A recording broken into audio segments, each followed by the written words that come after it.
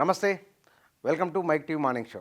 తెలుగు దినపత్రికలు ఏ పత్రిక ఏ అంశానికి ప్రయారిటీ ఇచ్చిందో ముందుగా చూద్దాం. ఈనాడులో మళ్ళీ ఎన్డీఏ గూటికి నితీష్, సీఎం గారి ప్రమాణం, భాజపా నుంచి ఇద్దరు ఉప ముఖ్యమంత్రులు, జేడీయూ ఆర్జేడీయూ బంధానికి బీటలు, బీహార్లో వేగంగా మారుతున్న సమీకరణలు అనే వార్త ఈనాడులో బ్యానర్ ఐటెంగా వచ్చింది.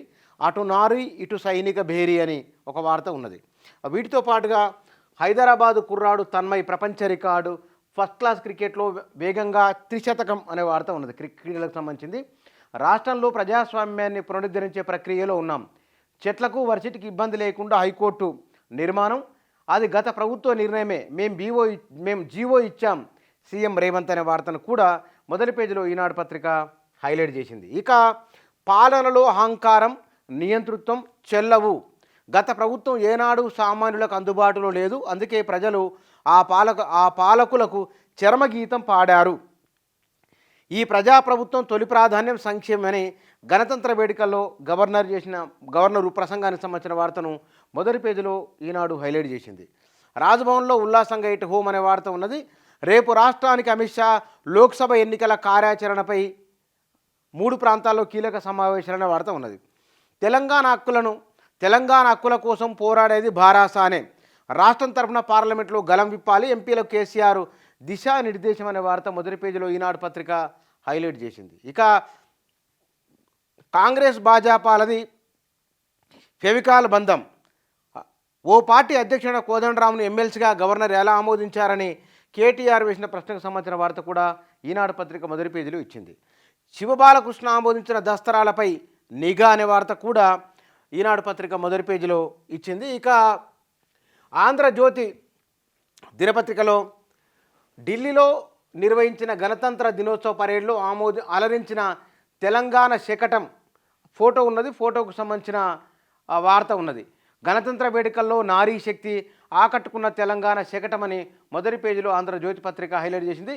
కనకపు సింహాసనమిన శునకము అని బీఆర్ఎస్ నాయకులు చేసిన వ్యాఖ్యలకు సంబంధించిన వార్త కూడా మొదటి పేజీలో హైలైట్ చేసింది ఆంధ్రజ్యోతి పత్రిక. మిమ్మల్ని చవటలు వెదవలు అనగలమని జగ్గారెడ్డి చేసిన కామెంట్కి సంబంధించిన వార్త కూడా మొదటి పేజీలో ఉన్నది. త్వరలో ప్రజల్లోకి కేసీఆర్, క్షేత్రస్థాయిలో బీఆర్ఎస్ బలంగా ఉంది, లోక్సభ ఎన్నికల్లో గట్టిగా పోరాడాలి, ప్రాజెక్టులను కృష్ణా బోర్డుకి ఇస్తే నష్టమే, దీని ఉభయ సభల్లో ఖండించండి, ఎంపీలతో బీఆర్ఎస్ అధినేత కేసీఆర్ అనే వార్త కూడా ఉన్నది. ఇక జ్ఞానవాపిలో శివలింగం వినాయకుడు అనే ఫోటోతో కూడిన ఒక వార్త కూడా మొదటి పేజీలో ఇచ్చింది ఆంధ్రజ్యోతి పత్రిక. బీజేపీతో నితీష్ జట్టు అనే వార్త ఆంధ్రజ్యోతిలో కూడా మొదటి పేజీలో బాటంలో వచ్చింది. ఇక వీటితో పాటు అంతులేని క్రమబద్ధీకరణ, పెద్ద ఎత్తున జీవో 59 ఉల్లంఘనలు, 5,000 కోట్ల భూముల ఆక్రమణలు అనే వార్త ఉన్నది. మోదీ బేష్ అని పుతిన్ చేసిన వ్యాఖ్యకు సంబంధించిన వార్త, రష్యా అధ్యక్షుడు పుతిన్ ప్రశంసల వర్షం మోదీపై అనే వార్త ఉన్నది. మేళ్ల చెరువు సర్పంచ్ నుంచి 1.99 కోట్లు రికవరీ చేయండి అని జిల్లా కలెక్టర్ ఆదేశాలకు సంబంధించిన వార్త ఉన్నది. కాళేశ్వరంపై చెరోదారి ప్రాజెక్టుపై సమగ్ర విచారణ, సీఎం ఆదేశం, మేడిగడ్డకే పరిమితం కావాలంటున్న మంత్రి, ఇద్దరిపైన ఉంటే చివరికి సీఎం ఆదేశాలకే మేరకే నిర్ణయం అనే వార్త కూడా ఆంధ్రజ్యోతిలో వచ్చింది. అహంకారం, నియంతృత్వం చెల్లవు అనే వార్త కూడా మొదటి పేజీలో ఆంధ్రజ్యోతి హైలైట్ చేసింది. సాక్షిలో రేపే ఎన్డీఏలోకి నితీష్ అనే వార్త ఉన్నది. తొలి టెస్ట్ మన చేతుల్లోకి అని క్రికెట్ సంబంధించిన వార్త కూడా మొదటి పేజీలో ఉన్నది. గ్యారంటీగా ముందుకెళ్తున్నామని నిన్న గణతంత్ర దినోత్సవంలో గవర్నరు ఉపన్యాసం సంబంధించిన వార్త మొదటి పేజీలో ఉన్నది. ఇక ద్వంద్వ నీతి కాదా, గవర్నర్పై మాజీ మంత్రి హరీష్ రావు ఫైర్ అనే వార్త ఉన్నది.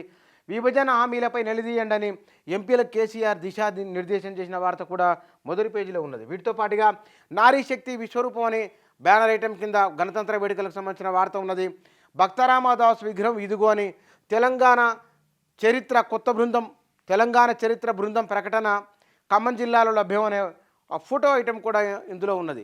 ఇక పెండింగ్ బిల్లులైనా ఇవ్వండి, పదవుల్లోనైనా ఉంచండి, నిధులైనా విధులైనా అని ఒక కథనాన్ని, సర్పంచుల ఆందోళనకు సంబంధించిన కథనాన్ని సాక్షి పత్రిక మొదటి పేజీలో హైలైట్ చేసింది. ఇక నమస్తే తెలంగాణలో 50 ఫోన్లు 12 ల్యాప్టాప్, రష్మిక డీప్ ఫేక్ నిందితుడి పట్టువేతలో పోలీసుల ఆపరేషన్ అనే వార్త ఉన్నది. వీటితో పాటుగా నెలకొండపల్లిలో భక్తరామదాస్ విగ్రహం అనే వార్తను నమస్తే తెలంగాణ ఇయర్ ప్యానల్లో ఇచ్చింది, హైలైట్ చేసింది. ఇక తెలంగాణ హక్కులకు మనమే రక్ష, నాడైనా నేడైనా పోరాడాల్సింది బీఆర్ఎస్ అని కేసీఆర్ దిశానిర్దేశం చేసిన వార్త మొదటి పేజీలో ఉన్నది. మంత్రుల భాషను ప్రజలు గమనిస్తున్నారన్న వార్త ఉన్నది. 6 గ్యారంటీల అమలు 100 రోజుల్లో అనే వార్త కూడా మొదటి పేజీలో హైలైట్ చేసింది. నమస్తే తెలంగాణ రాడార్తో మూసీకి మరణ శాసనం అనే ఒక ఇంటర్వ్యూ కూడా ఉన్నది. నరమేధం ఆపేయండి అనే ఒక వార్త ఉన్నది. కాలేజీలకు కానాచి తెలంగాణ అనే దేశంలో 2వ స్థానంలో తెలంగాణ ఉన్నత విద్యలో ఎస్సీ ఎస్టీల హవాని కాలేజీల కానాచి పెడుతూ ఉంది ఒక వార్త. బీజేపీతో టచ్లో 10 మంది కాంగ్రెస్ ఎమ్మెల్యేలు. బీహార్లో రాజకీయ దుమారం. మరోవైపు ప్రభుత్వ ఏర్పాటుకు బీజేపీతో చేతులు కలిపిన జేడీయూ అనే వార్త కూడా మొదటి పేజీలో ఉన్నది. పెచ్చరులెత్తున నిరుద్యోగం.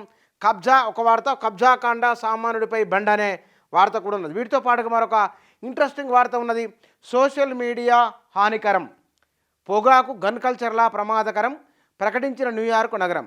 సామాజిక మాధ్యమాల వాడకంపై మార్గదర్శకాలు అనే వార్త ఉన్నది. ఇందులో ప్రపంచవ్యాప్తంగా వ్యక్తమవుతున్న లేదా ప్రపంచవ్యాప్తంగా చర్చ జరుగుతున్న అంశం సోషల్ మీడియాకు సంబంధించింది. దానిపైన న్యూయార్క్ నగరం తీసుకున్న ఒక నిర్ణయం. చాలామంది దైనందిన జీవితాల్లో సోషల్ మీడియా భాగమైపోయింది. Facebook, Instagram, Twitter, YouTube, X, WhatsApp వంటి వేదికలను యువత నుంచి వృద్ధుల వరకు అధికంగా వినియోగిస్తున్నారు. ఇది మానసిక ఆరోగ్యంపై తీవ్ర దుష్ప్రభావం చూపుతున్నదని ఇప్పటికే పలు అధ్యయనాలు వెల్లడించాయి. వీటిని పరిగణలోకి తీసుకున్న అమెరికాలో న్యూయార్క్ సోషల్ మీడియాను పొగాకు గన్స్ లాగా ప్రజారోగ్యానికి ప్రమాదకరం పర్యావరణ విషయం అని అధికారికంగా ప్రకటించింది.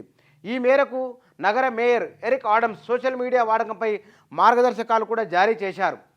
టిక్టాక్, యూట్యూబ్, ఫేస్బుక్ వాడకంతో పిల్లల్లో మానసిక రుగ్మతలు పెరిగిపోతున్నాయని ఆందోళన వ్యక్తం చేశారు.